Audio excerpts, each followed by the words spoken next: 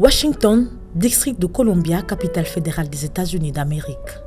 C'est ici que le Premier ministre congolais Samy Badibanga Ntita a effectué une visite privée du mardi 31 janvier au vendredi 3 février 2017.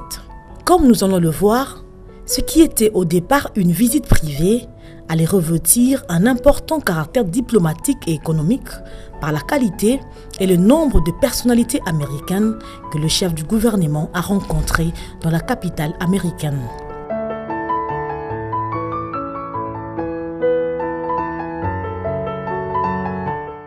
Le chef du gouvernement congolais était invité à la National Prayer Breakfast, le petit déjeuner de prière.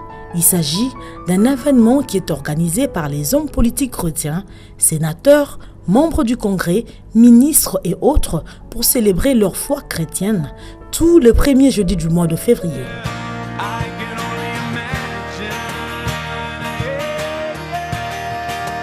Depuis le président David Dwight Eisenhower, tous les chefs d'État américains participent à la National Prayer Breakfast. Citizen in this country by the very fastest, best kind of communications. For that little boy in Florida who came up to me and said that he wanted to grow up and be president and to be just like me. The people in this room come from many different walks of faith. We see faith driving us to do right. But we also see faith being twisted. Autant dire qu'elle est devenue un grand rendez-vous politique aux États-Unis d'Amérique. Pour l'édition 2017, 3500 invités venus de tous les 5 continents ont pris part à ce rendez-vous annuel. Les grands invités internationaux étaient le roi de Jordanie, Abdullah II, et le premier ministre de la RDC, Samy Badibanga. Les deux hommes d'État ont ainsi été reçus à tour de rôle par le président des États-Unis, Donald Trump, dans ses salons au Hilton Hotel de Washington. Le Premier ministre congolais d'abord, le roi de Jordanie ensuite. J'ai été invité au déjeuner de prière. Ce déjeuner a une particularité, c'est qu'il rassemble tout le Gotha de la politique américaine, les congressmen, les sénateurs. J'ai d'ailleurs été invité par le président Trump dans ces salons pour un échange qui a été très cordial. Nous avons parlé de nos 2 pays respectifs, nous avons parlé des élections et je lui ai présenté les salutations du président de la République. Donald Trump a demandé au nouveau secrétaire d'État, Rex Tillerson, d'avoir un entretien avec le chef du gouvernement congolais.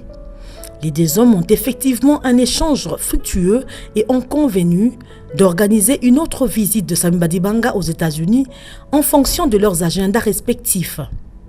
Par la suite, lors du petit déjeuner de prière, Samy Badibanga est acclamé par une longue standing ovation qui témoigne de la considération que le pays de l'oncle Sam voue au pays de Lumumba. The new Prime Minister of the Democratic Republic of the Congo, Mr. Samy Badibanga. Mr. Prime Minister.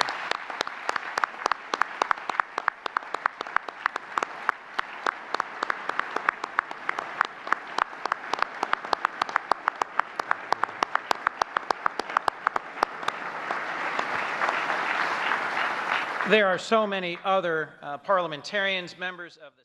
Le Premier ministre congolais a reçu dans sa suite du Willard Intercontinental Hotel la sous-secrétaire d'État en charge de questions africaines, Madame Linda Thomas Greenfield. Au menu des entretiens, les relations entre les 2 pays, la situation politique de l'heure en RDC, notamment les 2 accords signés les 18 octobre et les 31 décembre 2016, ainsi que les questions économiques. Pour la diplomate américaine, il s'agit de trouver le meilleur moyen de baliser la voie vers la tenue des élections apaisées, crédibles et transparentes. Sur le chapitre économique, justement, des investisseurs américains se sont bousculés au portillon.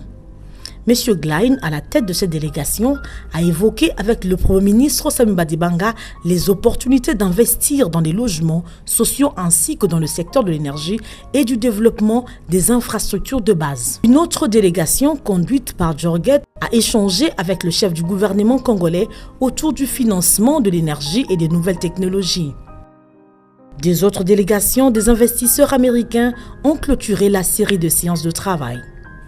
Ces investisseurs voudraient mieux approfondir toutes les opportunités d'affaires qu'offre la République démocratique du Congo dans les divers secteurs. Ils sont attendus à Kinshasa pour des modalités pratiques.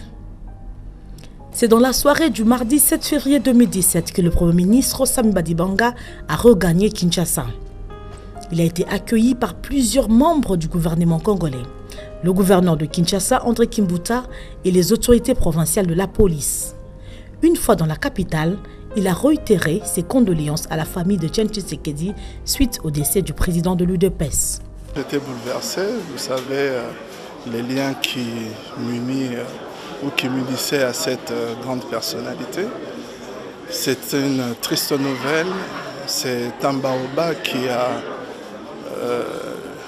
été présent dans notre milieu politique pendant toutes ces décennies passées. Un personnage qui a donné sa vie pour la démocratie, pour la lutte pour un état de droit, pour les libertés, et il a fait de très belles manières en restant constant, intègre, et j'espère que cette triste nouvelle va pouvoir réconcilier tous les Congolais pour qu'on puisse défendre ce bien commun qui est le Congo.